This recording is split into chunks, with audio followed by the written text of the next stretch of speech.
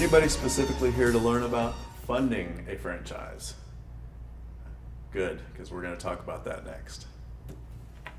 How to fund a franchise startup. So let's talk about some important terms. You see these in the FDD a lot, so I wanted to make sure we put them out forward real quickly. They'll also be in a lot of the marketing material, whether on the internet or in brochures. Liquid capital is just simply what can you get your hands on relatively easily. It might be in your pocket, checking or savings, but it could be investments.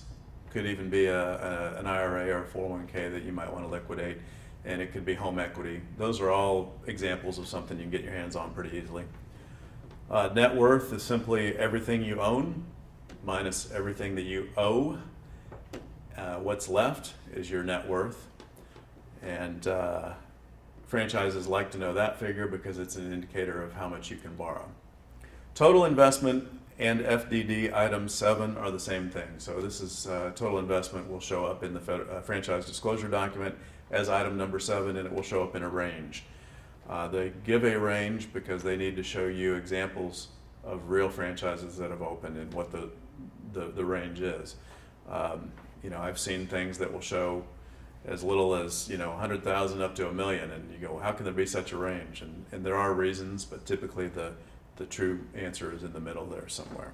That figure is going to include everything that you need: franchise fees, real estate if you buy it, which is sometimes a reason why there's a high end or a very high end. If you're in a lease situation, which most people do, there are build-out costs that's factored in there. All of your training, all of your marketing, your grand opening marketing, salaries or wages you might have to pay up to grand opening, all of those kind of things, insurance. I mean, it gets down to pretty small figures as well. That total investment is going to be everything you need to get the doors open and a 3-month cushion to get you into your break-even point, and be able to pay your bills and not run out of money. How do you fund a franchise startup? Well, it definitely starts with being persistent, and in some cases, some people have to be more creative than others. So I wanted to touch on this a little bit, and it's very possible that you, yes, might have to sell your baseball cards or your comic books. I wanted to try and lighten this up a little bit, but the point was that you may have to get creative. And if you want it bad enough today, take advantage of that enthusiasm today and see what it takes to get into one. You might, as you talk to your friends and family and tell everybody that you know, I really want to start a business and I'm working on getting into a franchise. This is what it takes. This is what I'm going to need. People will show up. There are people out there that want to help you if you ask and if you show that enthusiasm. So it might not be family, it might not be friends, but a lot of times they know people who can help. Lastly, save, and I'm not going to spend a lot of time on that one, but truthfully it won't happen. If you haven't saved 50 grand or 100 grand now, in a year or two, you're not going to save it. So the fact that you don't have it, don't get hung up on that. Go find it, but don't get hung up on save for the future when you're excited right now and you're ready to take the leap right now. Investment savings, home equity. This is what I use to open Bounce U of Tulsa, and is very common. People typically will tap into those avenues for investing in their franchise. I also wanted to spend a little bit of time on some of the more common business financing and funding sources.